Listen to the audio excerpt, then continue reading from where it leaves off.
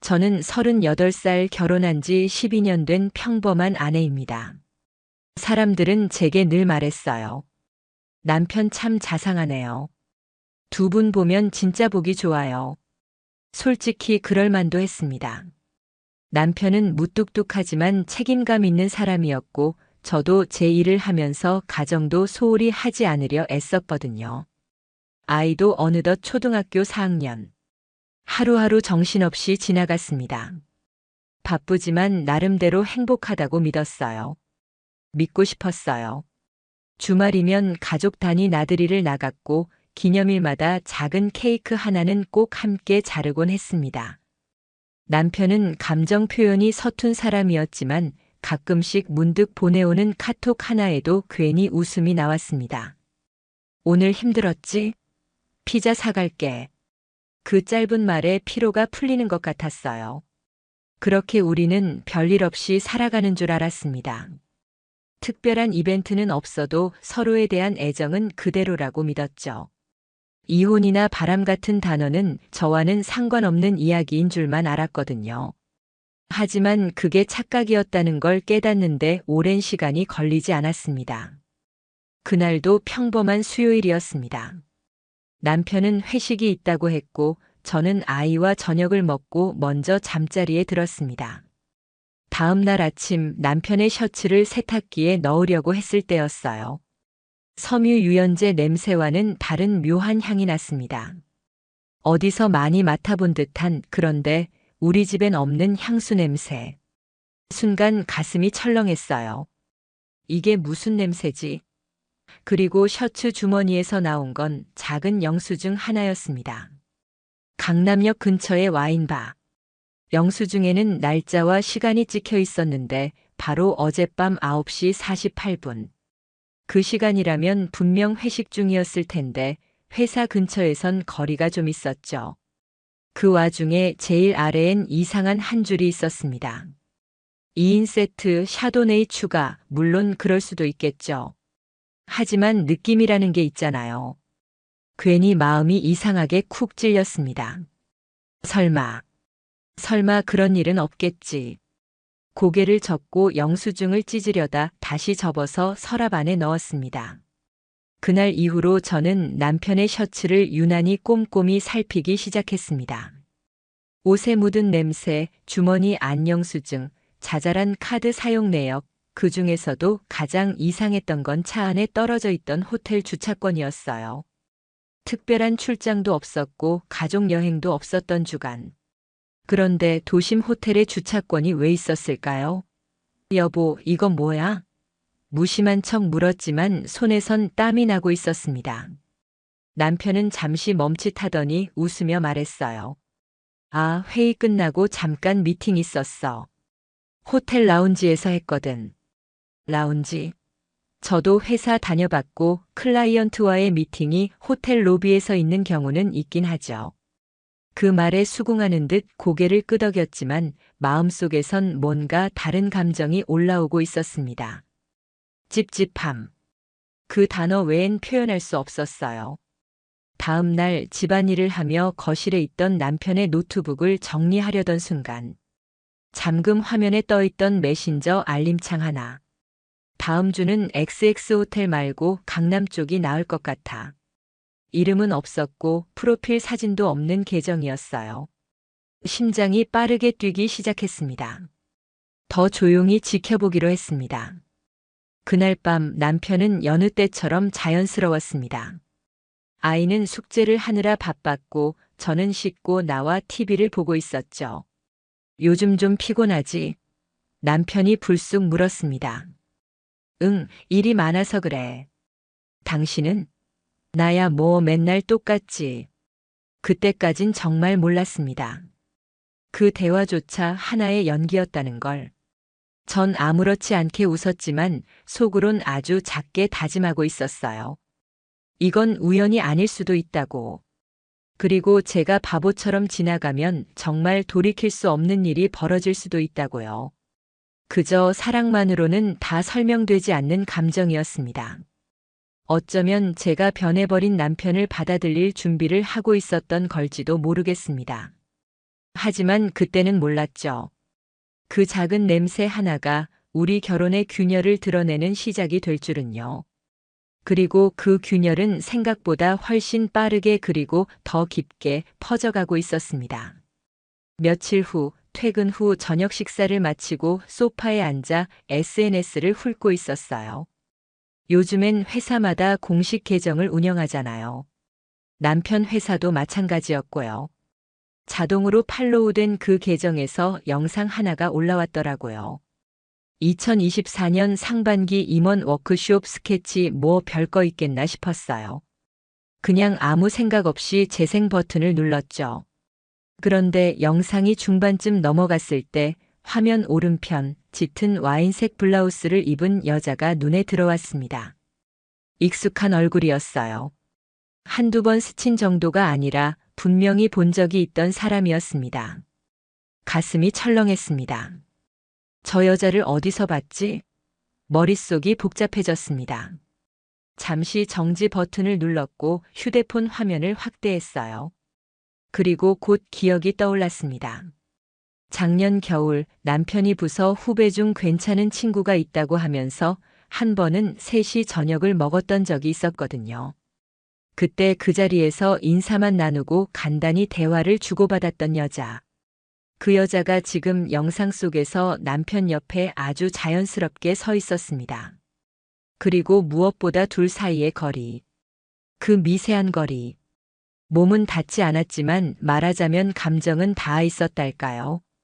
그 여자의 이름이 갑자기 떠올랐어요. 서연. 서연 씨라고 했죠. 후배지만 일도 잘하고 성격도 밝아서 요즘 많이 배운다고 남편이 말했던 그 여자. 그 순간 제 손에서 휴대폰이 미끄러질 뻔했습니다. 머릿속이 하얘졌어요. 왜 내가 이걸로 이렇게까지 흔들리는 걸까? 단순한 후배 사이일 수도 있잖아. 하지만 감이란 게 있잖아요.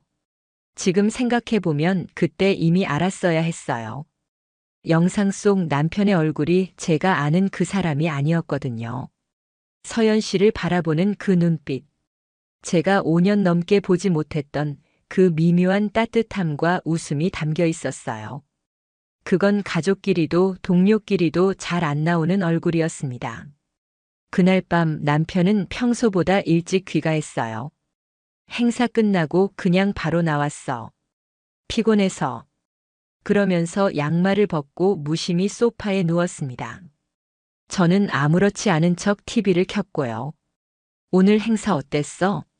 자연스럽게 물었어요. 남편은 대수롭지 않게 대답했죠. 뭐 늘 그렇지. 말만 많고 실속은 없는. 서연 씨는 잘 있대? 그 질문에 남편이 고개를 들더군요. 서연? 아, 응. 잘 있어. 왜? 아니, 그때 저녁 먹었을 때 생각나서. 아, 그랬지. 짧은 대화였어요. 하지만 말끝에 어색함이 느껴졌습니다. 입꼬리는 웃고 있는데 눈빛은 얼어붙어 있더라고요. 저는 그 짧은 순간에도 그의 숨소리, 표정, 손의 떨림을 놓치지 않았습니다. 모든 게 평소와는 달랐어요. 그건 분명히 감추는 사람의 반응이었어요. 이상하게도 그날 이후로 남편은 갑자기 더 잘해주기 시작했습니다. 꽃도 사오고 오늘 고생했지? 하면서 등을 토닥이기도 했어요. 어느 날은 갑자기 케이크를 들고 왔죠. 우리 결혼한 지 12주년이네. 그날은 사실 11년 8개월 되는 날이었습니다. 가슴이 무너지는 듯 했어요. 뭔가를 감추는 사람이 가장 많이 하는 행동이 친절이라는 말이 떠올랐습니다. 이제는 의심이 커지고 있었어요. 증거가 없었을 뿐이지 마음은 이미 절반쯤 확신하고 있었던 것 같아요.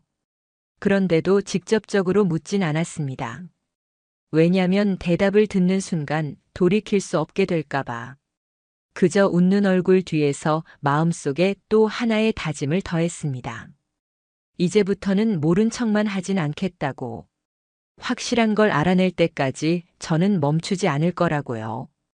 믿었던 남편, 믿고 싶었던 가정. 그 모든 것이 진짜인지 확인하려면 이제부터 제가 해야 할 일이 있었어요. 감정적으로 따지거나 울부짖는 대신 저는 감정을 눌러 삼켰습니다. 오히려 더 다정해졌어요. 남편이 피곤하단 말을 하면 수건을 덮여주고 아이가 잠든 밤엔 조용히 맥주 한 캔을 건넸습니다. 고생했지? 그 한마디로 모든 불안을 덮는 척했어요. 하지만 속으로는 하나하나 조용히 기록하기 시작했죠. 스마트폰 캘린더에 작은 이모티콘들로 그의 귀가 시간, 핸드폰을 멀리 두는 행동, 갑자기 사라지는 시간대까지 전부 메모했습니다. 처음엔 단순한 기록이었어요. 그런데 이상하게 패턴이 보이기 시작했습니다. 매주 화요일 저녁 남편은 회식을 핑계로 귀가가 늦었어요. 그런데 회사 사람들과의 단톡방엔 그런 회식 사진이 단 한 장도 올라오지 않았습니다. 알죠? 요즘 사람들 회식하면 기본적으로 사진 찍잖아요. 심지어 회사 공식 계정에도 아무 말이 없었고요. 화요일마다 왜 이렇게 회식이 자주 있어? 남편에게 툭 던지듯 물었더니 그게 새 프로젝트 팀 만들고 나서 매주 만나기로 했거든. 팀빌딩 같은 거. 그 말도 처음 들었어요. 그런 팀 이전엔 한 번도 말한 적이 없었는데.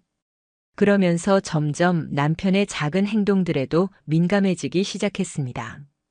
샤워할 때 휴대폰을 화장실 안에 들고 들어가는 모습, 갑자기 알림을 끄고 무음 모드로 전환한 잠금 화면, 심지어는 저와 대화 중에도 문득 어색하게 고개를 돌리며 미소 짓는 그 표정.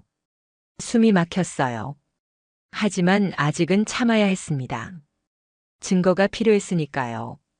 하루는 일부러 남편보다 늦게 일어나는 척했습니다. 그가 씻으러 들어간 사이 핸드폰을 잠시 들여다봤어요. 비밀번호는 알고 있었어요. 생일에 아이 이름을 합쳐놓은 것이었죠. 잠금 해제를 하자마자 낯선 이름이 눈에 들어왔습니다. 수진 팀장, 그냥 회사 사람일 수도 있겠죠. 하지만 대화 내용은 달랐어요. 오늘 아침도 보고 싶었어. 어제 입은 그 원피스 정말 예뻤어. 다음엔 더 오래 입고 싶어. 숨을 들이켰어요. 가슴이 쿵 하고 내려앉았습니다. 손이 덜덜 떨려서 폰을 다시 내려놓는데도 시간이 걸렸어요. 그날 밤 남편이 평소처럼 다정한 얼굴로 오늘 힘들었지? 하며 맥주를 건넸을 때 저는 그 얼굴이 너무 낯설게 느껴졌습니다. 저는 다음을 위한 준비로 넘어갔습니다. 위치 공유 앱을 설치했어요. 아이 안전을 위해 깔았다고 핑계를 댔습니다. 남편은 별 의심 없이 승인하더라고요. 그리고 일주일 후 화요일 저녁 9시 남편은 여전히 회식 중이라 했지만 위치 앱엔 그가 신사동 근처 호텔 건물 안에 머물러 있다는 알림이 떴어요. 그 순간 머릿속이 하얘졌어요. 아무 말도 아무 감정도 느껴지지 않았어요. 그냥 멍했습니다. 그 호텔 이름을 메모장에 적고 그 근처 맛집 검색을 가장해 리뷰들을 뒤지기 시작했습니다. 호텔룸 청결하고 조용해서 데이트하기 딱 신사동 여친이랑 자주 오는 곳, 그런 문장들이 눈에 박혔습니다. 잠을 잘 수 없었습니다. 하지만 남편 옆에서는 평온한 척 평소처럼 등을 토닥이며 말했어요. 오늘도 수고했어. 잘 자. 내가 무슨 말을 하고 있는지도 모르겠더라고요. 그저 일상의 흐름을 유지하는 연기를 하고 있었습니다. 사랑해서가 아니라 무너지지 않기 위해. 다음 날 남편이 출근하고 나서 차 안에 설치된 블랙박스를 확인했어요. 다행히 블루투스로 제 휴대폰에서 연결이 가능했습니다. 화요일 밤 차량은 8시 35분쯤 강남으로 향했습니다. 그리고 신사동 호텔 앞에 정차했고 차 문이 열리고 닫혔습니다. 그 이후 2시간 동안 블랙박스는 정차 상태를 유지하고 있었어요. 그날 그 시간, 남편은 거기 있었습니다. 회의도 회식도 아니었어요. 이제 확신이 들기 시작했습니다. 의심이 아니라 사실이었어요. 그래서 마지막으로 하나 더. 남편 몰래 집에 소형 카메라를 설치하기로 했습니다. 거실에 조그맣게 하나 그리고 서재에도 하나. 그가 전화를 자주 받는 공간이었으니까요. 처음엔 손이 떨렸습니다. 내가 왜 이런 일을 해야 하지? 그 생각이 잠깐 스쳤지만 이내 머리를 저었습니다. 더 이상 속지 않기 위해서, 저를 지키기 위해서, 지금은 해야 할 때였어요. 그날 밤 저는 남편이 웃는 얼굴로 내일 회식 있어. 늦을 거야. 라는 말을 꺼냈을 때 조용히 고개를 끄덕였습니다. 응, 알았어. 조심히 다녀와. 그리고 혼잣말처럼 중얼였어요. 그래, 다녀와. 대신 돌아올 자리가 남아있을지는 모르겠지만, 그날 이후로 저는 진짜 배우가 됐습니다. 아침이면 아이 도시락을 정성껏 싸고 남편의 셔츠를 다려놓고 밝은 얼굴로 오늘도 힘내라는 말을 건넸습니다. 물론 속은 부글부글 끓고 있었죠. 하지만 들키면 안 됐어요. 이제는 그 사람이 저를 어떻게 보는지도 중요했거든요. 그가 저를 아직 아무것도 모르는 착한 아내라고 믿게 만들 필요가 있었으니까요. 남편은 점점 더 여유로워졌어요. 자신이 들키지 않았다고 생각했는지 오히려 저를 더 챙기는 척했죠. 요즘 고생 많지? 주말엔 내가 좋아하는 갈비찜 해줄까? 저는 일부러 더 웃었어요. 갈비찜 좋지. 우리 가족끼리 시간 좀 보내자. 그가 뭐라 대답했는지는 기억도 안 납니다. 그 순간 제 머릿속엔 그가 호텔 안에서 나눈 대화들, 블랙박스 정지 시간, 위치 앱의 경로 그런 것들만 떠올랐거든요. 서재에 설치해둔 소형 카메라에 저장된 영상은 생각보다 조용했어요. 그날 밤 남편은 평소처럼 컴퓨터 앞에 앉아 있었고 이어폰을 낀 채 누군가와 통화 중이었습니다. 응, 다음 주도 괜찮아. 그날은 너랑 하루 종일 있고 싶다. 아니야, 지연이 전혀 몰라. 걱정 마. 그 순간 숨이 턱 막혔어요. 제 이름이 그 사람 입에서 그렇게 가볍게 흘러나오는데 그걸 모른 척 지켜보고 있는 제 자신이 너무 비참하더라고요. 가슴이 찢어지는 것 같았어요. 하지만 참았어요. 울지도 않았습니다. 그냥 화면을 꺼버렸어요. 그 다음날 아침 남편은 아무 일 없다는 듯 웃으면서 출근 준비를 했고 저는 평소보다 더 다정하게 아침을 차렸습니다. 식탁에 앉은 남편이 말했죠. 지연아, 요즘 너 진짜 예뻐졌어. 속으로 비웃음이 났어요. 그가 칭찬한 건 진짜 제 모습이 아니라 제가 연기한 모르는 척하는 아내였거든요. 그날 저녁 저는 남편의 셔츠를 다리다가 또 하나의 영수증을 발견했어요. 호텔 내 카페였어요. 카페 루미에르 아메리카노 2잔, 티라미수 1개 시간은 저녁 7시 12분. 남편이 말했던 팀 회식 시간과 정확히 겹쳤습니다. 영수증 끝엔 필기체로 적힌 짧은 문구가 있었어요. 다음엔 더 오래 있어줘요. 이건 더 이상 상상이 아니었습니다. 정확한 증거, 흔적, 감정, 모든 게 현실이 되어 눈앞에 쌓이고 있었어요. 그래서 저는 계획을 세우기 시작했습니다. 감정이 아니라 아주 이성적으로. 누구와 상의할 수도 없고 누구에게 털어놓을 수도 없었기 때문에 그저 혼자서 노트에 날짜와 시간, 행동 패턴을 적어 내려갔습니다. 남편의 동선을 시간 단위로 분석했고 SNS를 통해 그 여자의 계정도 알아냈습니다. 비공개였지만 프로필 사진은 그날 회사 영상 속의 얼굴과 같았어요. 그리고 그 여자의 팔로워 중에 남편의 계정도 있었습니다. 이제는 분명했어요. 이건 단순한 바람이 아니라 지속적인 관계였고 둘은 진심이었어요. 그 진심이라는 게 제게는 더 큰 배신이었죠. 저는 더 이상 아내로서 여자로서 존중받고 있지 않았어요. 그런데 아이의 엄마로서의 제 삶까지 망가지는 건 참을 수 없었습니다. 그날 밤 남편이 와인을 들고 들어왔어요. 우리 오랜만에 한잔할까? 저는 웃으면서 잔을 받았습니다. 그럴까? 요즘 진짜 바빴잖아. 그가 웃으며 잔을 부딪힐 때 제 마음속에선 무언가 하나가 완전히 사라졌습니다. 정. 그날 이후 저는 감정을 내려놨습니다. 분노도 슬픔도 다 집어넣었습니다. 오직 하나, 이 관계를 어떻게 끝낼 것인가. 그것만 남았어요. 그리고 그 끝은 아주 조용하고 정확하게 와야 했습니다. 그날 이후로 저는 감정이 아니라 계획으로 움직였습니다. 말 그대로 행동의 단위 하나하나가 계산이었어요.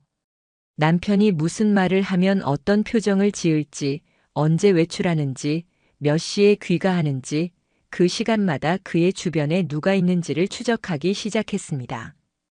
남편이 퇴근한 뒤 샤워하는 동안 그의 서류 가방에서 명함 하나를 발견했어요. 서연 팀장, 전략기획이팀 회사 주소와 직통 번호까지 적혀 있었습니다. 손이 떨렸지만 명함을 그대로 다시 넣고 자리에 돌려놨습니다. 그리고 그날 밤 조용히 그녀의 이름을 포털에 검색했죠. 어렵지 않게 그녀의 흔적들이 나왔습니다. 직장 동료들과 찍힌 단체 사진, 과거 잡지 인터뷰 한두 개, 그리고 학부모 세미나 참석자 명단. 그녀는 저와 같은 지역 학부모 연합 강좌에 이름을 올린 적이 있더라고요. 그 순간 머릿속이 번쩍했습니다. 이제 나도 갈 수 있겠구나.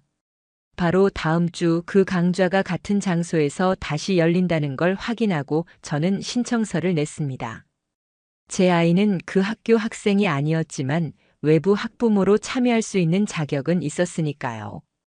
그 주가 지나고 저는 세미나 당일 조용히 단정한 옷차림으로 행사장에 들어갔습니다.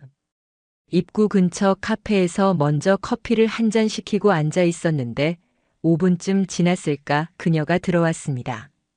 서연. 영상에서 봤던 그 얼굴보다 훨씬 생기가 있었고 더 조심스러워 보였어요. 하지만 눈빛은 자신감에 가득 차 있었죠. 저 여기 앉아도 될까요? 일부러 먼저 말을 걸었습니다. 그녀는 생긋 웃으며 고개를 끄덕였어요. 그럼요. 저도 혼자 왔어요. 순간 심장이 빨라졌어요. 하지만 겉으론 아무렇지 않은 척 아이 학교에서 추천해줘서 왔어요. 엄마들 정보 공유할 수 있다고 하더라고요. 그녀가 웃으며 말했어요. 맞아요. 저도 아이 때문에 왔어요. 여기 학부모들끼리 꽤 친하더라고요. 거짓말 같았습니다. 그녀의 말투, 눈짓, 손짓까지 모든 게 평범하고 친절한 엄마의 모습이었어요. 하지만 저는 알고 있었죠. 그녀가 우리 가족을 무너뜨린 사람이란 걸. 한참 동안 저는 그저 고개만 끄덕이며 대화를 이어갔습니다. 그리고 틈틈이 가방 속에 넣어둔 녹음기를 확인했어요. 녹음 잘 되고 있었습니다. 혹시 남편분도 일하세요? 그녀가 먼저 물었어요. 아니요, 제 남편은 그냥 회사원이에요. 많이 바쁘죠? 어디 쪽이세요?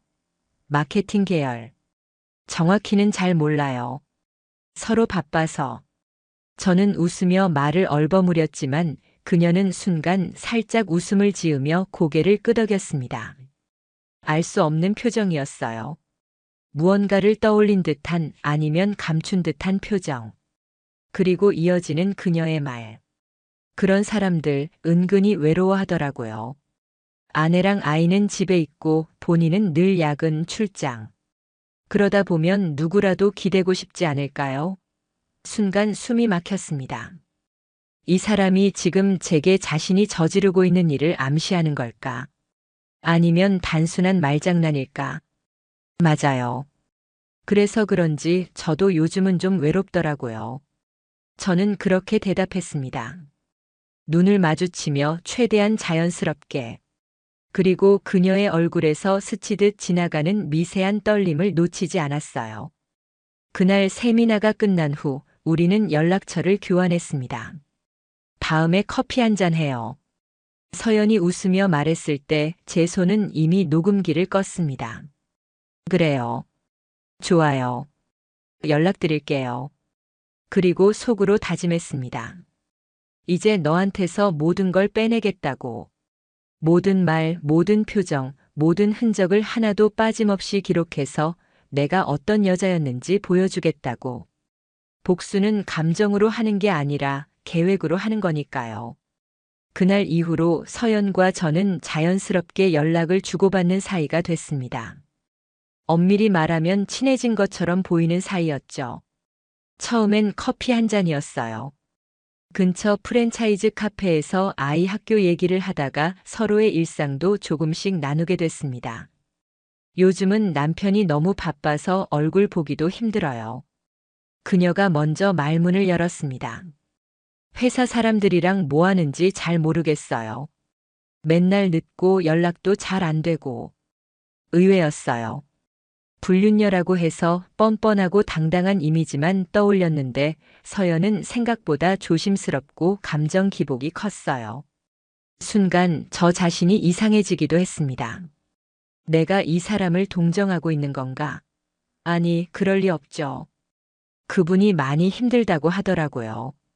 제가 말했습니다. 회사 일도 그렇고 집에서도 뭔가 버거운 게 많다고. 서연의 표정이 순간 멈췄습니다. 작은 동공의 떨림, 살짝 움츠러드는 어깨. 그건 알고 있다는 반응이었어요. 그걸 누구한테 들으셨어요? 그냥 예전에 만났던 회사 쪽 지인한테요. 아마 같은 회사인가 봐요. 이름은 말 안 하더라고요. 제가 그렇게 넘기자 서연은 한참을 머뭇거리다 말했습니다. 사실은 저 누군가를 사랑하고 있어요.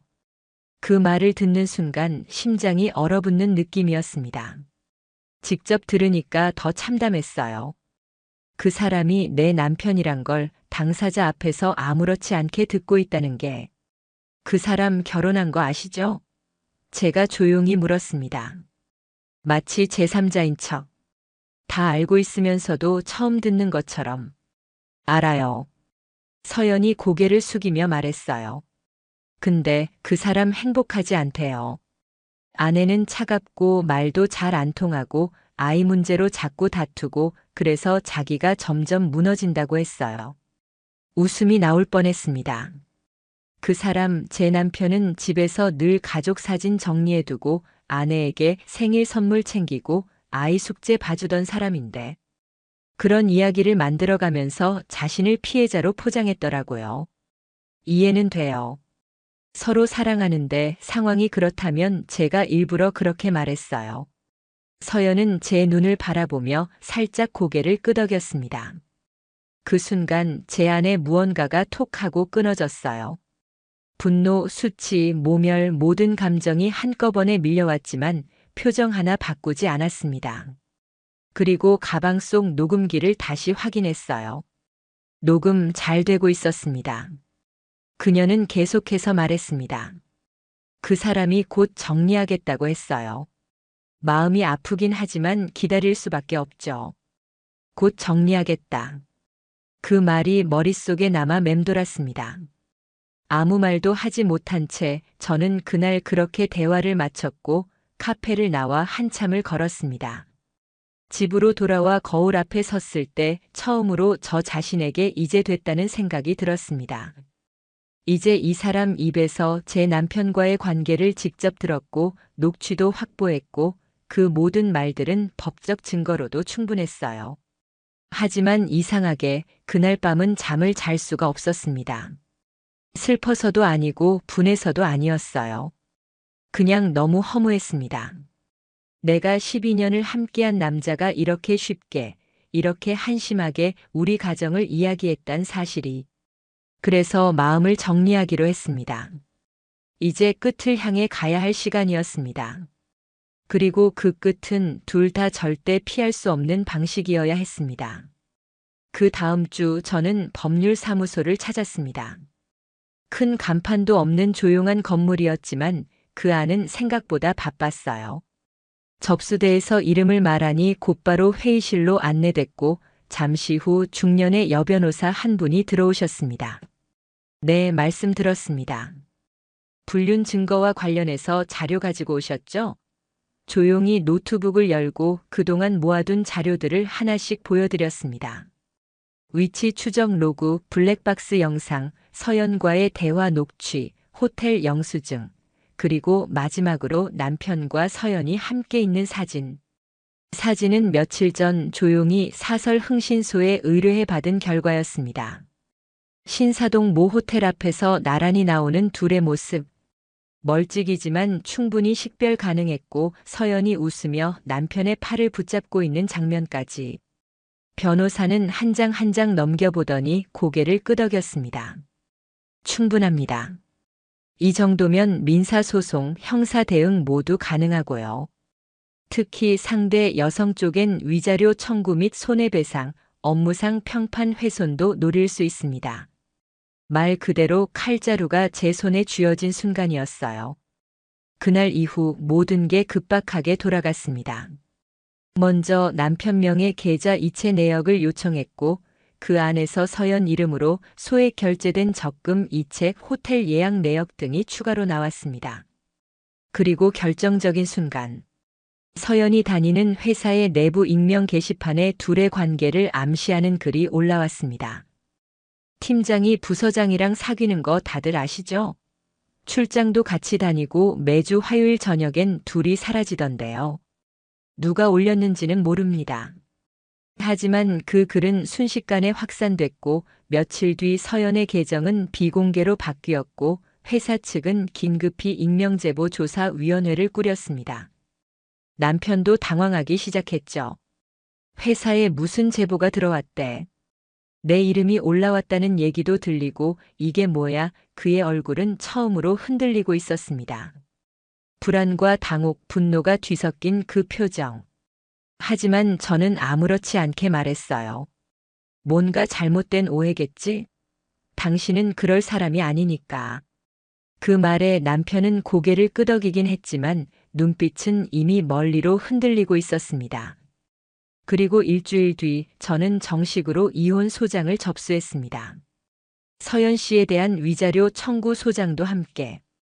남편은 퇴근하고 집에 들어와 탁자 위에 놓인 서류 봉투를 보고 말도 없이 한참을 서 있었습니다. 이게 뭐야? 그대로야. 이혼 소장. 그리고 내 여자친구한테 보내는 위자료 청구장. 그는 그 자리에 주저앉았습니다. 숨소리가 거칠어졌고 입술이 파르르 떨렸어요. 지연아, 미안해. 진심으로 그런 건 아니었어. 그냥 잠깐 흔들렸던 거야. 그런 말 녹음해서 그녀한테도 들려줄까? 지금 내 말이 서로 뭐라 했는지 다 갖고 있어. 그는 더 이상 말을 잇지 못했습니다. 바닥을 보며 주먹을 꽉 쥐었고 그제야 처음으로 자기가 진짜 끝났구나 하는 표정을 지었습니다. 며칠 뒤 서연의 회사에서도 결정이 내려졌습니다. 상호 부적절한 사적 관계로 인해 조직 신뢰 훼손. 서연은 내부 징계 후 잦은 퇴사 형식을 선택했고 회사 사람들 사이에서는 누구였는지 다들 안다는 분위기로 퍼져나갔습니다. 남편은 인사위원회에 회부됐고 한직으로 밀려난다는 통보를 받았습니다. 서연에게선 문자 하나가 왔습니다. 당신 아내 대체 어떤 사람이야? 다 알고 접근한 거였어? 너무 무서워. 그 문자에 남편은 아무 대답도 하지 않았고 저도 더는 답할 필요를 느끼지 않았어요. 이미 제가 원하는 만큼 흔들렸고 부셔졌고 무너졌으니까요. 그리고 이제 남은 건 이 모든 것을 진짜 끝내는 일이었습니다. 아주 정확하게, 완벽하게. 남편과의 이혼은 생각보다 빠르게 정리됐습니다. 이미 증거가 차고 넘쳤고 그도 더는 발뺌할 수 없는 상황이었거든요. 처음엔 재산 분할 얘기를 꺼냈지만 제가 준비한 서류들을 보고선 금세 입을 다물더라고요. 남편 명의로 된 부동산도 저축 통장도 그 안에 그녀와의 관계 흔적이 고스란히 남아 있었으니까요. 지연아, 아이 양육권은 그건 놔둬. 웃기지 마. 제가 말했습니다. 아이한테 상처 준 사람은 당신이야. 양육권? 한 번도 진심으로 아이 먼저 생각한 적 있었어? 그는 끝내 아무 말도 하지 못했습니다. 재산의 70%는 제 명의로 넘어왔고 양육권도 제가 가져왔습니다. 위자료는 법정 최대한도 근처에서 결정됐죠. 이혼 서류에 도장을 찍고 나오던 날 남편은 고개를 들지 못했습니다. 차라리 울기라도 했으면 사람답게 보였을지도 모르겠어요. 하지만 그는 그저 침묵으로 무너지고 있었습니다. 그리고 그런 그를 전혀 불쌍하게 느끼지 않았습니다. 며칠 후 서연이 또 한 번 연락을 했습니다. 이번엔 남편 쪽으로요. 준호 오빠, 나 임신했어. 우리 애기야. 지금이라도 책임져 줘. 그 문자를 본 남편은 처음으로 다시 울었습니다. 지연아, 이건 진짜 아니야. 내가 정말 그런 게 아니야. 이건 말도 안 돼. 하지만 저는 이미 변호사에게 전달한 상태였고 유전자 검사 청구를 넣은 상황이었습니다. 단 2주 만에 결과가 나왔고 아이의 생물학적 아버지는 남편이 아니었습니다. 그녀가 거짓말을 한 거죠. 사람 하나 붙잡아 두고 싶어서 아이까지 팔면서. 그 소식을 들은 남편은 그날 회사를 나가지 않았습니다. 며칠 뒤에는 아예 자진 사표를 냈고 그 후론 프리랜서로 조그만 일들을 이어가며 월세살이를 시작했습니다. 서연은 더 심각했어요. 회사에서 퇴출된 뒤 이직도 잘 되지 않았고 주변 지인들 사이에서 남의 가정 파괴한 여자란 낙인이 찍혀 모임에서도 학부모 커뮤니티에서도 사라졌다고 들었습니다. 둘은 결국 서로를 붙잡을 수 없었습니다. 처음엔 뜨겁게 불타올랐겠지만 현실 앞에서 무책임하고 이기적인 사람들의 민낯이 그대로 드러났으니까요. 한 달 후 남편이 조용히 연락을 해왔습니다. 한 번만 얼굴 보고 얘기하면 안 될까? 전 고민도 하지 않고 말했어요. 그럴 이유 없어. 우린 끝났어. 그리고 난 그때부터 이미 너를 잊었어. 전화를 끊고 나서 창밖을 한참 바라봤습니다. 잿빛 하늘, 구름 낀 날씨. 그날따라 비가 내릴 것 같은 공기였어요. 하지만 내 마음은 이상하게 맑았습니다. 비워냈으니까요. 속이고 속으며 살던 지난 시간들을 애써 무시하며 버티던 감정들을. 이제는 다 끝났습니다. 모든 가면은 벗겨졌고 그 안에 있던 진짜 얼굴들이 더는 숨을 곳이 없게 되었어요. 이혼이 마무리되고 한동안은 아무것도 손에 잡히지 않았습니다. 누구보다도 단단하다고 믿었던 제 인생이 그렇게 허무하게 뒤집어질 줄은 정말 상상도 못했어요. 하지만 아이를 보면서 그리고 거울 속 저를 바라보면서 문득 이렇게 생각했죠. 지금 이 순간에도 나는 살아있다. 그래서 다시 시작하기로 했습니다. 저는 예전에 하던 인테리어 관련 일을 조금씩 다시 꺼내 들었어요.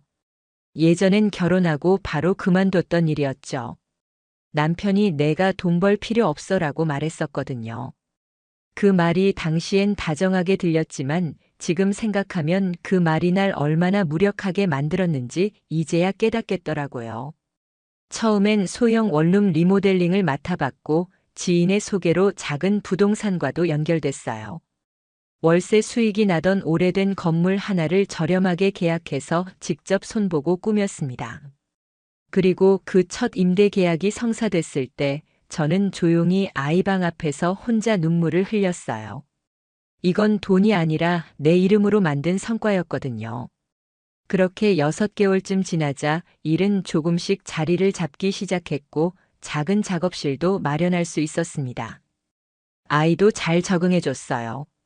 처음엔 아빠 얘기를 자주 꺼냈지만 제가 흔들리지 않고 일상을 유지하자 아이도 덜 불안해졌던 것 같아요. 엄마는 요즘 뭐가 제일 좋아? 어느 날 아이가 물었어요.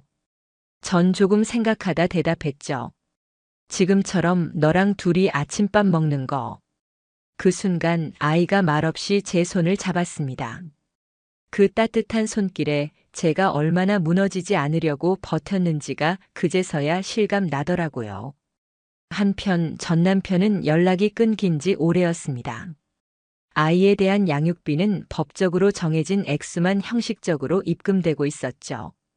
그가 어떤 삶을 살고 있는지는 굳이 알고 싶지 않았습니다. 이제 더 이상 제 세계에 없는 사람이니까요. 서연은 그 이후 더 이상 어떤 흔적도 보이지 않았습니다. 지인들에게 들은 바로는 다른 지역으로 이사했대요. 아이도 없고 직장도 없고 사람들과의 연결도 끊긴 채 혼자 지내고 있다고. 처음엔 그 얘기를 듣고 약간의 통쾌함도 있었지만 곧 그런 생각도 사라졌어요. 이제는 그냥 아무 감정도 없습니다. 복수는 완벽하게 끝났으니까요. 남김없이 후회 없이. 그리고 나는 지금 새로운 삶을 살아가고 있으니까요. 요즘은 잠들기 전에 가끔 과거를 되돌아보게 돼요. 하지만 그때마다 마음속으로 이렇게 말합니다. 그건 끝났어. 그리고 나는 새로 시작한 거야. 거창한 성공이 아니라 그저 흔들리지 않는 하루하루를 정직하게 살아가는 것. 지금의 제겐 그게 진짜 의미 있는 일이거든요. 그래서 오늘도 아이에게 아침밥을 차리고 고객에게 도면을 보내고 그렇게 조용히 묵묵히 제 하루를 살아갑니다. 요즘 가끔 그런 생각을 해요. 그때 내가 참 바보 같았구나. 아니, 바보인 척 잘했구나. 사실은 알고 있었죠. 그가 거짓말을 할 때 눈이 살짝 흔들리는 걸. 문득 향수가 낯설게 느껴졌을 때 어떤 감정이 올라오는지도. 근데 모른 척 했어요. 아니, 모르는 척 하는 사람이 되었죠. 왜냐고요? 감정으로 덤볐다면 지금 이 자리까지 못 왔을 테니까요. 복수는 그냥 분노만으로는 안 되는 일이에요. 참고 계산하고 아무렇지 않게 웃으며 정확한 타이밍을 기다려야 해요. 저는 감정을 접었습니다. 슬픔도 분노도 미련도. 그 대신 그들이 가장 두려워할 순간을 직접 만들었죠. 서연이 제게 했던 말 아직도 생생해요. 그 사람 곧 정리하겠대요. 그래, 맞아. 나도 곧 정리할 거였거든. 단지 그 대상이 너희 둘이었을 뿐이지. 사람들은 묻겠죠. 그렇게까지 해야 했어? 그냥 잊고 넘어가는 게 낫지 않았어? 근데 말이죠. 살다 보면요. 잊는다는 게 제일 어려워요. 아무 일도 없었던 것처럼 산다는 건 진짜 강한 사람만 가능한 일이에요. 그리고 저는 그렇게 강하지 않았어요. 대신 아주 차가워졌죠. 아이에게는 말하지 않았어요. 아빠가 왜 집을 나갔는지, 왜 사진 속에 더 이상 함께 있지 않은 건지. 하지만 언젠가 아이가 자라서 물어보게 되면 그땐 이렇게 말해줄 생각이에요. 엄마는 바보처럼 굴었던 게 아니라 바보인 척 했던 거야. 왜냐면 복수는 감정이 아니라 계획으로 하는 거니까. 그리고 저는 지금 이 자리에서 당당히 웃을 수 있어요. 더 이상 흔들리지도 않고 두려워하지도 않아요. 왜냐면 진짜 얼굴로 살고 있으니까요. 그는 제가 점심시간에 민수와 함께 있는 모습을 봤다고 말하며 그와 저가 함께 있는 사진도 보여주었습니다. 그 사진에는 우리가 열정적으로 키스를 하는 모습도 있었습니다. 그는 물 한 잔과 함께 이혼 서류를 건넸고 저는 그것이 단지 협박이 아니었음을 곧 깨달았습니다. 그리고 그 서류엔 아들 준서의 전적인 양육권 요구가 적혀 있었습니다. 가정을 지키기 위해 견뎌왔던 수많은 밤들. 하지만 그날 모든 것이 무너졌습니다. 그저 잠깐의 외로움이었어요라고 변명해보고 싶었지만 돌아오는 건 냉정한 현실이었습니다. 아이 앞에서 무너질 수 없었던 저는 결국 가장 고통스러운 선택을 해야 했습니다. 이 이야기는 단순한 불륜 고백이 아닙니다. 한 여자가 외면받는 결혼 생활 속에서 느꼈던 허기, 무관심, 그리고 그 끝에 마주한 처절한 대가에 대한 기록입니다. 사랑을 믿었던 만큼 그 사랑에 배신당하는 순간은 더 잔인했습니다. 하지만 진짜 이야기는 지금부터 시작됩니다. 그녀는 어떻게 이 모든 위기를 맞이했을까요? 그리고 아이를 지키기 위해 내린 마지막 선택은 과연 옳았을까요? 단지 잠깐의 감정이라고 생각했던 일이 지금은 제 인생에서 가장 뼈아픈 후회로 남아 있습니다. 혹시 여러분도 이런 경험이 있으신가요? 무너진 마음을 어떻게 회복하셨나요?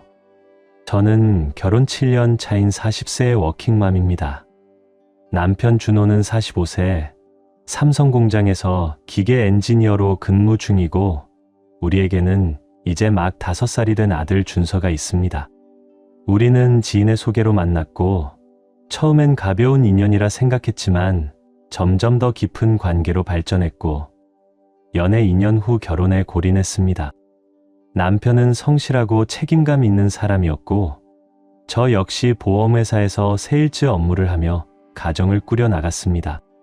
아이가 생기고 나서도 크고 작은 갈등은 있었지만 그래도 우린 꽤 잘 살아가고 있다고 믿었죠. 그런데 5개월 전 모든 것이 조금씩 어긋나기 시작했습니다. 남편이 직장에서 승진하면서 그는 예전보다 더 바빠졌고 집에 오면 항상 피곤해 지쳐 있었습니다. 대화는 줄었고 스킨십은 거의 사라졌습니다. 제가 다가가려 해도 그는 피곤하다는 이유로 외면했고 그 차가운 반응에 저는 점점 지쳐갔습니다. 그 무렵 제 고객 중 한 명인 민수 씨와 자주 마주치게 됐습니다. 그는 48세 핀테크 회사를 운영하는 대표였고 회사 간 건강보험 계약 건으로 자주 연락하며 신뢰를 쌓아가던 중이었습니다. 상사는 저에게 민수 대표는 까다로운 스타일이니 친근하게 다가가서 인간적인 관계를 만들어 보라는 조언까지 했죠. 그래서 저는 일부러 더 밝게 사적으로도 편하게 다가가기 시작했습니다. 한편으로는 남편의 무관심에서 벗어나기 위한 저만의 탈출구였을지도 모릅니다. 그 시기 아들은 여름 캠프에 가 있었고 집은 더더욱 적막했습니다. 혼자 저녁을 먹고 대화 없는 밤을 보내는 날이 반복됐고 제 안의 공허함은 점점 커져만 갔습니다. 그러던 중 민수 대표는 점점 더 적극적인 태도를 보이기 시작했습니다. 회의 도중에도 눈빛이 심상치 않았고 점심자리에서는 제가 실수로 물을 흘렸을 때 그의 시선이 잠시 부적절한 곳에 머무는 것도 느껴졌습니다. 저는 애써 태연한 척하며 화제를 돌렸지만 제 안에서는 묘한 떨림이 올라왔습니다. 그 관심이 부적절하다는 것을 알면서도 한편으로는 설레고 있었던 겁니다. 남편이 더 이상 저를 원하지 않는다는 생각은 자존감을 무너뜨렸고 그 틈을 타 다른 남자의 눈빛과 말 한마디에도 제 감정은 흔들렸습니다. 저는 민수와의 관계를 의도적으로 선을 지키려 했지만 어느새 그는 업무 외적인 식사 자리에 저를 자연스럽게 초대하기 시작했습니다. 그리고 저 역시 그런 자리가 싫지만은 않았습니다. 집에서 남편은 늘 사무실에 틀어박혀 있었고 함께 저녁을 먹는 날은 드물었습니다. 우리 집은 점점 가족의 공간이 아닌 각자 살아가는 숙소처럼 느껴졌습니다. 제가 더 이상 다가가지 않자 남편 역시 아무런 시도도 하지 않았습니다. 그 침묵 속에서 저는 이제 그가 먼저 나를 안아줄 일은 없다는 사실을 깨달았습니다. 결국 어느 날 점심 민수와 가벼운 농담을 주고받다가 저도 모르게 플러팅을 시작하고 말았습니다. 사소한 말 한마디, 눈빛 한 번, 그리고 의도치 않은 설렘. 그건 단순한 실수라고 부르기엔 너무도 선명했던 순간이었습니다. 그날 저녁 저는 평소와 전혀 다른 모습으로 민수와 함께 그의 집을 향해 나섰습니다. 남편에게서 받지 못한 관심과 인정, 그 모든 감정이 억눌린 채 터져버렸고 저는 결국 선을 넘고 말았습니다. 그의 집에서 나오는 길, 머릿속은 복잡하고 마음은 불안했습니다. 차에 올라탄 순간 남편 준호에게 부재중 전화가 와 있었고 저는 심장이 내려앉는 듯한 기분이 들었습니다. 그가 잠들었기를 바라는 마음으로 조용히 집에 들어와 샤워를 마쳤습니다. 다행히 남편은 자고 있었고 아무 일 없던 것처럼 시간을 넘겼습니다. 다음 날 아침 그는 무심한 얼굴로 저에게 전날 밤 어디 있었냐고 물었습니다. 저는 늦은 업무 미팅이 있었다고 거짓말을 했고 그는 별다른 반응 없이 아침 식사를 계속했습니다. 그 무심함에 죄책감보다는 왠지 모를 상처가 더 깊이 파고들었습니다. 저는 그날 이후 민수와의 관계를 끊기로 결심했습니다. 업무 계약도 마무리 단계였고 다시는 이런 실수를 반복하지 않겠다고 다짐했습니다. 가정을 지키고 아들 준서를 생각하며 마음을 다잡으려 했습니다. 그렇게 저는 퇴근 후에도 집에 바로 들어가지 않고 사무실에 남아 일에 몰두했습니다. 그러나 그 어떤 집중도 마음의 공허함을 메워주지 못했습니다. 남편은 여전히 늦게 들어왔고 우리 사이의 대화는 더욱 줄어들었습니다. 민수는 그날 이후 연락이 없었습니다. 저는 오히려 다행이라 생각했지만 어느 금요일 오후 예상치 못하게 사무실 앞에서 그가 저를 기다리고 있었습니다. 그는 밝은 얼굴로 너무 보고 싶었다고 말하며 저를 안았고 저는 순간적으로 얼어붙었습니다. 저는 그에게 단호하게 우리가 했던 일은 실수였고 다시는 반복하지 않을 것이다라고 말했습니다. 하지만 그는 흔들리지 않았습니다. 그건 실수가 아니었다. 우리 사이엔 진짜 감정이 있다고 말하며 저를 설득했고 저는 다시 그 감정에 휘둘리고 말았습니다. 그날 저는 그의 차에서 다시 한번 선을 넘었습니다. 그 순간의 짜릿함은 현실 도피에 가까웠고 도덕적인 죄책감보다 감정의 해방감이 더 컸습니다. 집으로 돌아온 후 저는 다시 샤워를 하며 모든 것을 씻어내려 했지만 마음속 찝찝함은 그대로 남아 있었습니다. 남편은 언제나처럼 무표정하게 방에 들어가 잠자리에 들었고 저 역시 아무 일 없다는 듯 행동했습니다. 그리고 저는 민수를 다시 만나기로 결심했습니다. 그와 함께 있을 때만큼은 거절당하지도 투명인간처럼 느껴지지도 않았기 때문입니다. 제가 잘못된 길을 걷고 있다는 것을 알면서도 그때의 저에게는 현실보다 감정이 더 절실했습니다. 민수는 저의 상황을 모두 알고 있었고 오히려 저보다 더 침착하게 받아들이는 모습이었습니다. 우리는 조심스럽게 만남을 이어갔고 그는 다른 사람들 눈에 띄지 않게 행동하자고 약속했습니다. 남편은 가끔 저에게 귀가 시간이 늦다고 물었지만 업무 회식이 있다거나 고객 미팅이 늦어졌다는 말로 쉽게 넘어갔습니다. 그는 더 이상 따지지 않았고 저는 그가 저를 신뢰하는 건지 아니면 더 이상 관심이 없는 건지 알 수 없었습니다. 그 무관심은 저를 편하게 하면서도 한편으론 더 깊은 외로움을 느끼게 했습니다.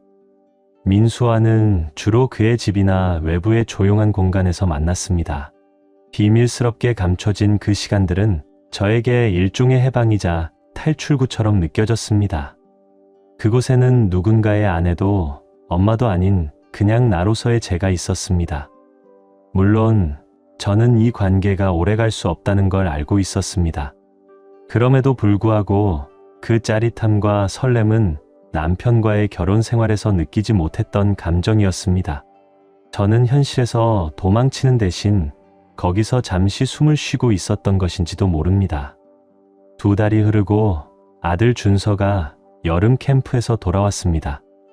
아이의 생활 리듬에 다시 적응해야 했고 저도 자연스럽게 업무 일정을 조정해야 했습니다.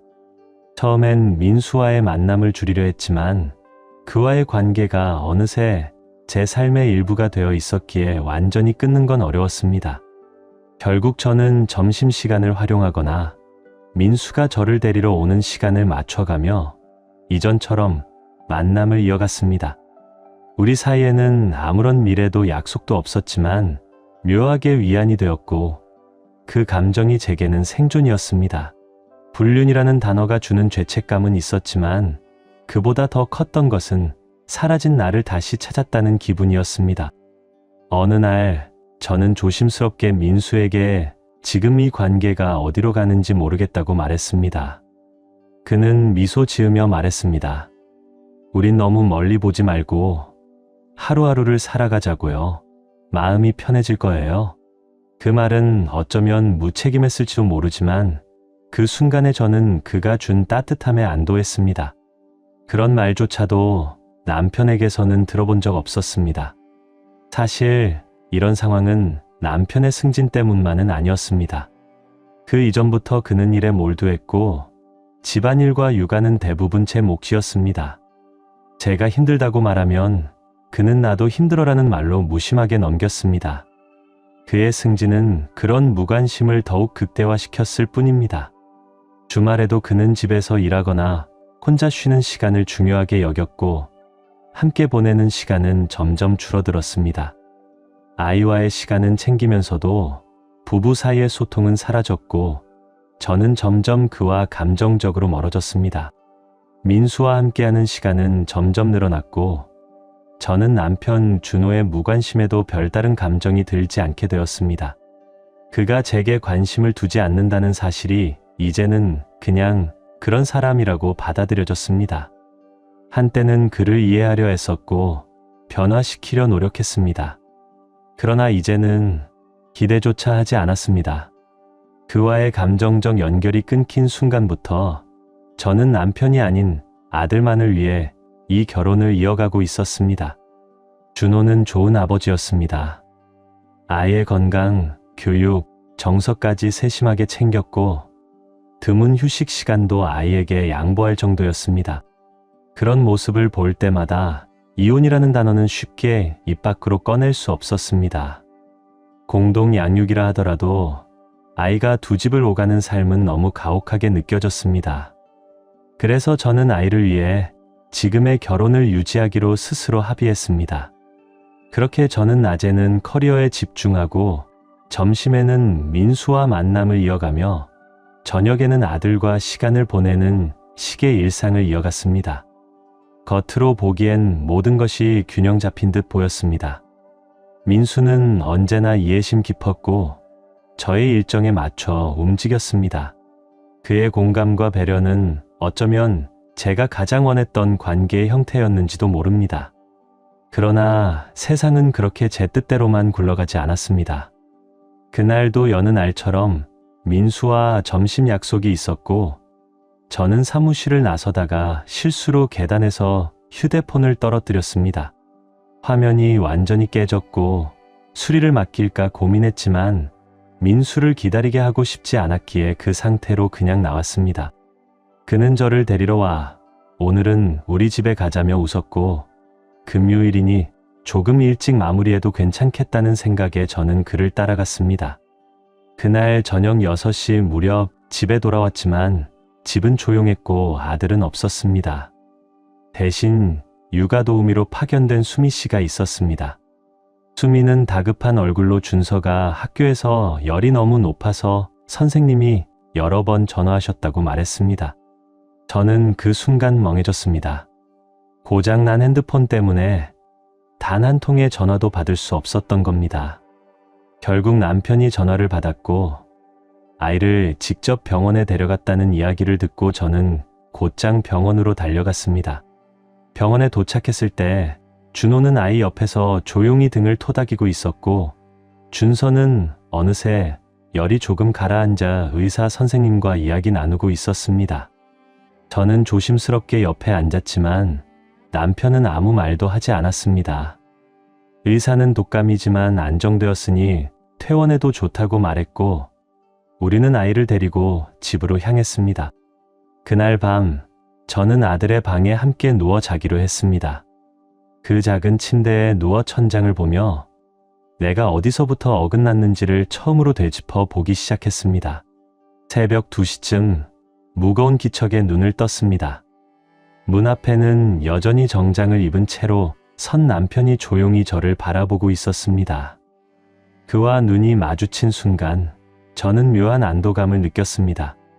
그가 아직 집에 들어오는 사람이라는 사실만으로도 그 순간엔 다행이라 생각했습니다. 그는 조용히 물었습니다. 선생님이 전화했을 때 어디 있었어? 저는 얼버무리듯 대답했습니다. 핸드폰이 고장나서 연락이 안 됐어. 그러자 그는 천천히 시선을 책장 위 제 핸드폰으로 옮겼습니다. 그리고 말했습니다. 회사에 전화했더니 점심 먹으러 나간 뒤에 아직 복귀 안 했다고 하더라. 그 말에 저는 말문이 막혔습니다. 변명을 찾으려 애썼지만 그 순간엔 아무 말도 떠오르지 않았습니다. 저는 그저 조용히 늦은 미팅이 있었어라고 말했을 뿐입니다. 그의 표정은 무표정했지만 저는 그 눈빛에서 이미 많은 것을 알고 있음을 느꼈습니다. 다음 날 아침 저는 아이와 하루를 함께 보내기로 결심했습니다. 무엇보다 휴대폰 문제를 해결해야 했습니다. 수미 씨가 아들을 돌보는 동안 저는 근처 매장을 찾아가 새 휴대폰을 구입했습니다. 수리를 맡기기에는 시간이 너무 오래 걸릴 것 같았기 때문입니다. 새 휴대폰을 활성화하자마자 저는 본능처럼 민수에게 전화를 걸었습니다. 어제의 병원 상황, 남편의 의심, 그리고 가슴속 깊은 불안까지 모두 솔직하게 털어놓았습니다. 그는 여전히 조용한 목소리로 저를 이해해 주었습니다. 몇 가지 걱정스러운 질문을 던진 뒤 그는 끝까지 저를 받아주었습니다. 그의 한마디는 여전히 저를 부드럽게 감쌌고 그 온기에 저는 또 한 번 마음이 흔들렸습니다. 남편 준호는 그 이후 아무런 말이 없었습니다. 제가 어디 있었는지, 무엇을 하고 있었는지 다시 묻지 않았습니다. 그 침묵은 저에게 모종의 안도감을 주었지만 동시에 더 깊은 긴장감도 만들어냈습니다. 그가 정말 아무것도 모르는 건지 아니면 알고도 묻지 않는 건지 저는 알 수 없었습니다. 며칠 후 모든 것이 마치 아무 일도 없었던 것처럼 흘러갔습니다. 준서는 건강을 회복해 다시 학교에 갔고 저도 업무 일정에 복귀했습니다. 점심시간에는 여전히 민수와 조심스럽게 만났고 겉으로는 평범한 일상을 이어갔습니다. 그러던 어느 금요일 집에 돌아온 저는 익숙하지 않은 풍경을 마주했습니다. 남편이 저보다 먼저 집에 와 있었던 겁니다. 그가 평일 저녁, 그것도 아무 예고 없이 일찍 귀가한 것은 정말 오랜만이었습니다. 오늘 일찍 왔네. 저는 자연스럽게 웃으며 인사를 건넸고 샤워를 하러 가려던 찰나였습니다. 그런데 준호가 저를 가만히 바라보며 느긋한 말투로 말했습니다. 점심엔 뭐 했어? 그 순간 제 심장이 순간 움찔했습니다. 그냥 바빠서 사무실에서 간단히 해결했어. 익숙하게 거짓말을 반복했고 그는 고개를 살짝 끄덕이며 말했습니다. 아, 그래. 난 너를 믿어. 그 말은 칼처럼 제 마음을 찔렀습니다. 그는 아무것도 몰라서 믿는 것일까? 아니면 모든 걸 알고도 덮어두는 걸까? 샤워를 하면서 저는 참을 수 없이 눈물을 흘렸습니다. 그의 믿음이 따뜻하게 느껴지기보다는 도리어 너무도 무겁고 잔인하게 다가왔습니다. 저는 그가 완벽한 남편은 아니었지만 저 또한 충실한 아내는 아니었다는 사실을 뼈저리게 깨달았습니다. 그날 밤 저는 거울 앞에서 오래도록 저를 마주했습니다. 이제는 더 이상 거짓말로 살아갈 수 없다는 결론에 이르렀습니다. 저에겐 두 가지 길밖에 남지 않았습니다. 하나, 남편에게 모든 진실을 고백하고 민수와의 관계를 끝내는 것. 둘, 민수와의 관계를 지속하되 남편에게는 평생 숨기는 것. 둘 중 하나를 택해야 했고 그 어느 쪽도 쉬운 선택이 아니었습니다. 민수는 저에게 늘 따뜻했고 친절했으며 제가 잊고 있던 감정을 일깨워 주었습니다. 하지만 그는 제가 끝까지 함께 갈 수 있는 사람은 아니었습니다. 남편과 아들을 떠나는 그건 제가 감당할 수 없는 일이었습니다. 그래서 저는 옳은 선택이 무엇인지 머리로는 분명히 알고 있었습니다. 민수와의 관계를 끝내야 한다는 것을요. 그 주말 저는 민수를 만나 마지막 인사를 하기로 결심했습니다. 하지만 인생은 언제나 예고 없이 흐트러지곤 합니다. 토요일 아침 남편 준호는 사무실에 출근한다고 말하지 않았습니다. 그는 평소처럼 조용했고 어떤 말도 꺼내지 않았습니다. 저는 그저 그가 일에 지쳐서 쉬려는가 보다 생각했습니다. 오전이 지나고 수미가 아들과 함께 공원에 나간 뒤 저와 남편은 집에 단둘이 남게 되었습니다. 그 정적 속에서 그는 조용히 말했습니다. 우리 얘기 좀 하자. 그 목소리는 평소보다 낮고 담담했습니다. 그 말투에 저는 이상하게 안심하며 자리에 앉았지만 곧 이어진 그의 말은 저를 얼어붙게 만들었습니다. 너 민수랑 점심시간에 어디서 만났는지 알아? 그는 핸드폰을 꺼내 사진을 보여주었습니다. 거기에는 분명히 나와 민수가 주차장에서 서로를 껴안고 키스하는 모습이 담겨 있었습니다. 모든 게 들통난 순간이었습니다. 더 이상 숨을 이유도 숨을 수 있는 여지도 없었습니다. 저는 처음부터 끝까지 모든 것을 털어놓았습니다. 남편이 승진 이후 우리 관계에 무관심해졌고 외로움과 공허함 속에서 민수에게 끌리게 되었음을, 그가 저에게 따뜻하게 대해줬고 저는 그 따뜻함에 기대게 되었음을요. 그는 무표정한 얼굴로 말했습니다. 이젠 더 이상 거짓말하지 마. 나 다 알고 있었어.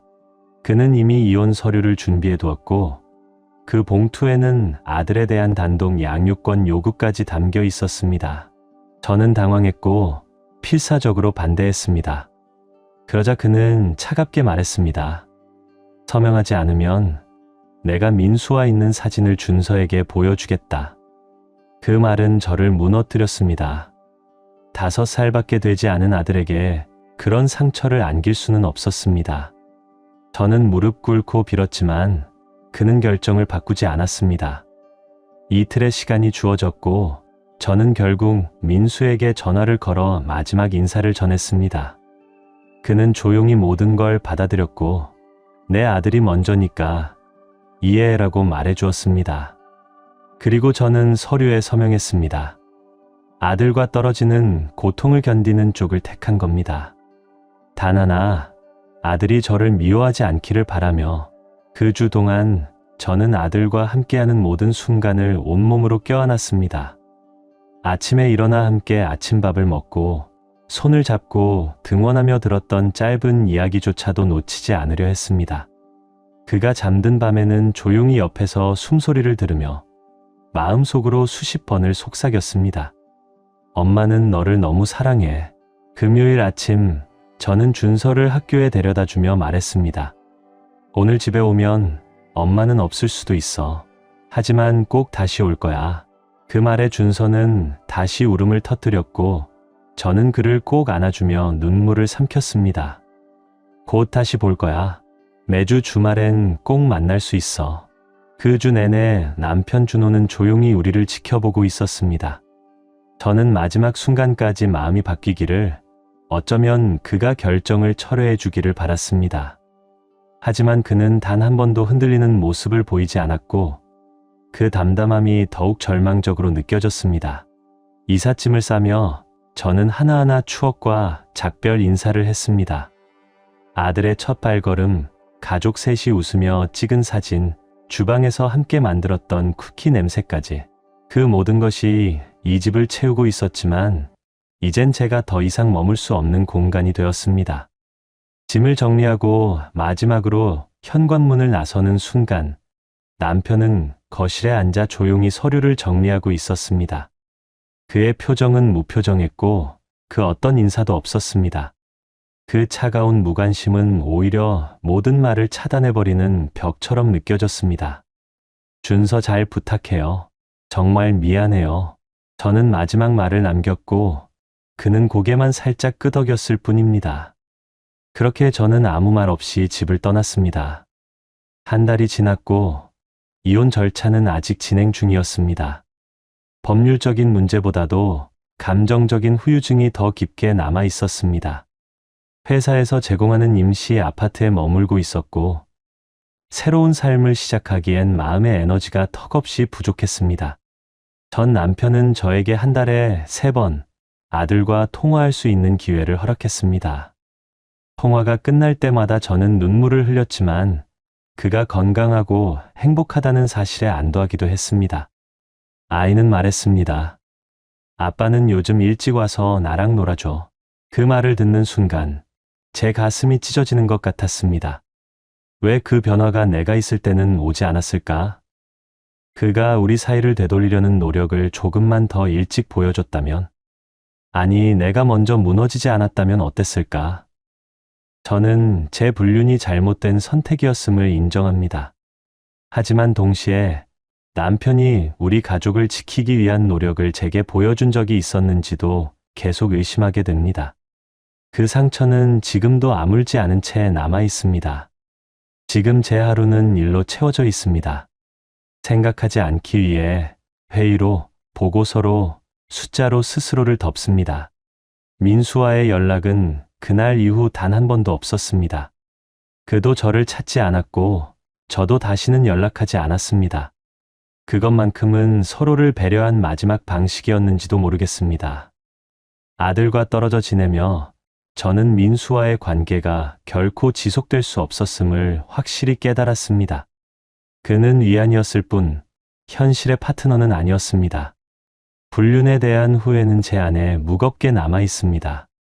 특히 아이를 전 남편 집에 데려다 주고 돌아올 때마다 그 후회는 더욱 선명하게 떠올랐습니다. 그 집은 이제 더 이상 저와는 아무 상관없는 공간이 되어버렸습니다. 그리고 그 사실이 가장 고통스러웠습니다. 시간이 흘러 제가 마지막으로 이 상황을 정리한 지도 어느덧 1년이 되었습니다. 준서는 얼마 전 6번째 생일을 맞이했고 아이답게 초코 케이크에 초를 불며 환하게 웃었습니다. 놀랍게도 그는 이 모든 변화에 예상보다 빨리 적응했습니다. 제가 집을 떠난 뒤 처음 몇 달 동안은 울음을 멈추지 않았지만 어느 순간부터는 그가 이별을 당연하게 받아들이기 시작했습니다. 이제는 저와 헤어지는 순간에도 웃으며 다음에 또 봐요. 엄마라고 말합니다. 그 말은 따뜻하면서도 가슴을 아리게 만들었습니다. 우리 사이의 거리가 더는 낯설지 않다는 그 현실이 너무나 아프게 다가왔습니다. 그리고 얼마 전 저는 또 하나의 소식을 듣게 되었습니다. 전 남편 준호가 준서의 돌봄을 맡았던 수미 씨와 약혼을 했다는 이야기였습니다. 그들은 반년 뒤에 결혼할 예정이라고 들었습니다. 솔직히 말하자면 제가 불륜을 저질렀고 그로 인해 이혼까지 갔다는 사실은 분명합니다. 하지만 그가 그렇게 빨리 새로운 사람과 함께 가정을 꾸리려 한다는 사실은 여전히 복잡한 감정을 불러일으켰습니다. 특히 그 장소가 우리가 함께 살았던 그 집이라는 점에서 더욱 그랬습니다. 며칠 전 준서를 데리러 갔을 때였습니다. 현관문 앞에서 저는 수미와 전 남편이 자연스럽게 서로에게 기대어 있는 모습을 보았습니다. 그리고 아주 짧지만 명확한 입맞춤이 있었죠. 그 장면은 제 마음속 가장 깊은 곳에 있던 감정들을 한순간에 끌어올렸습니다. 수미는 저를 보고 당황한 기색을 감추지 못했지만 준호는 오히려 묘하게 만족스러운 표정을 지었습니다. 그의 눈빛은 이제 당신이 느껴봐야 해라고 말하는 것 같았고 그가 복수를 하듯 이 상황을 연출한 듯한 느낌마저 들었습니다. 그 순간 수미의 손가락에 빛나는 약혼 반지가 눈에 들어왔습니다. 의도적인지 아닌지 모르겠지만 그녀는 손가락을 살짝 들며 저를 바라보았습니다. 준호는 그 기회를 놓치지 않고 차분하게 말했습니다. 우린 봄쯤에 조촐하게 결혼하려고 해요. 준서도 잘 받아들이고 있고요. 저는 그저 미소를 지으며 대답했습니다. 그래요. 축하드려요. 준서에게 좋은 가족이 되어주세요. 하지만 마음속으로는 그 씁쓸함이 도무지 사라지지 않았습니다. 그렇게 저는 다시 돌아서야 했습니다. 그들의 따뜻한 집을 등지고 찬바람 부는 주차장으로 나와야 했습니다. 돌아가는 길, 저는 조용히 준서와의 마지막 포옹을 떠올렸습니다. 그 아이는 이제 엄마가 떠나는 것에 익숙해졌지만 여전히 작은 손으로 제 옷자락을 잡고 또 올 거지? 라고 묻습니다. 그럴 때마다 저는 마음을 다잡아야 했습니다. 그럼 엄마는 언제나 널 보러 올 거야. 이제는 제 삶에 큰 소망도 복수심도 없습니다. 그저 하루하루를 정직하게 살아가고 준서가 건강하고 행복하길 바랄 뿐입니다. 지금의 제가 할 수 있는 최선은 제 잘못을 반복하지 않는 것입니다. 이 긴 여정 속에서 제 이야기를 조용히 들어주고 비난보다는 이해를 보내주셨던 여러분께 진심으로 감사드립니다. 비록 여러분을 개인적으로 알지 못하더라도 이 공간에서 전해지는 따뜻한 말 한마디, 위로 한 줄이 저에겐 큰 힘이었습니다. 이제는 저도 진심으로 누군가에게 따뜻한 사람이 되고 싶습니다. 준서가 자랑스러워할 수 있는 어른으로 다시 일어서야겠죠. 감사합니다.